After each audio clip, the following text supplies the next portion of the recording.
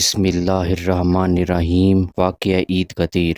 یہ آپ صلی اللہ علیہ وآلہ وسلم کا وہ آخری حج ہے جو 10ویں میں ہوا تھا، اور یہ حج ایک خاص درجہ رکھتا ہے۔ یہ وہ حج ہے جو آپ صلی اللہ علیہ وآلہ وسلم کے ساتھ حج کرنے والے مسلمانوں کی تعداد 1 لاکھ سے زیادہ تھی۔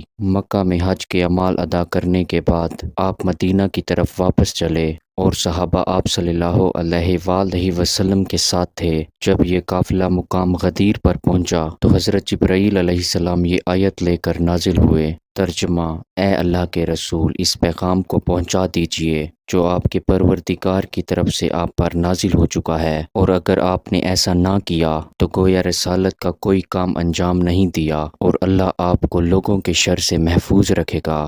بے شک اللہ کافروں کی ہدایت نہیں کرتا ہے۔ یہ سننے کے بعد آپ نے اونٹوں کے کنجاووں کا ممبر بنوایا، سارے مجمع کو دوپہر کے وقت کھلے میدان میں روکا، جو آگے بڑھ چکے تھے انہیں پیچھے بلوایا، جو پیچھے رک گئے تھے ان کا انتظار کیا، اور جب 1.25 مسلمانوں کا مجمع اکٹھا ہو گیا تو آپ نے ایک خطبہ ارشاد فرمایا جس میں یہ بتایا کہ ان قریب میں دنیا سے جانے والا ہوں۔ اس کے بعد آپ نے پوچھا کہ تم مجھے اپنا حاکم سمجھتے ہو یا نہیں؟ سب نے ایک ساتھ کہا جی ہاں۔ تو آپ صلی اللہ علیہ وآلہ وسلم نے فرمایا من کنت مولاہ فہذا علی مولا، جس کا میں حاکم ہوں اس کے علی بھی حاکم ہیں۔ یہ کہتے ہوئے امام علی علیہ السلام کو دونوں ہاتھوں سے اٹھا لیا، اور اتنا اٹھایا کہ خود پیچھے چھپ گئے۔ یہ کہہ کر ممبر سے اتر آئے، اور مجمع کو حکم دیا گیا کہ سب آ کر علی کے ہاتھ پر بیعت کریں اور انہیں اس عہدے کی مبارکباد دیں۔ یہ سننا تھا کہ سارا مجمع مبارکباد کے لیے ٹوٹ پڑا۔ سب سے پہلے بعض نمایاں لوگوں نے مبارکباد دی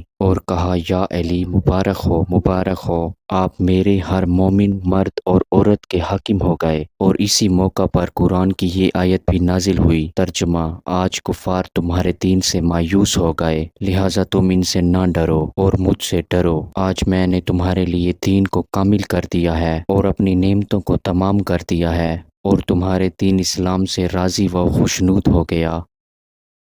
ایسی اور ویڈیوز دیکھنے کے لیے ہمارے چینل کو ضرور سبسکرائب کریں۔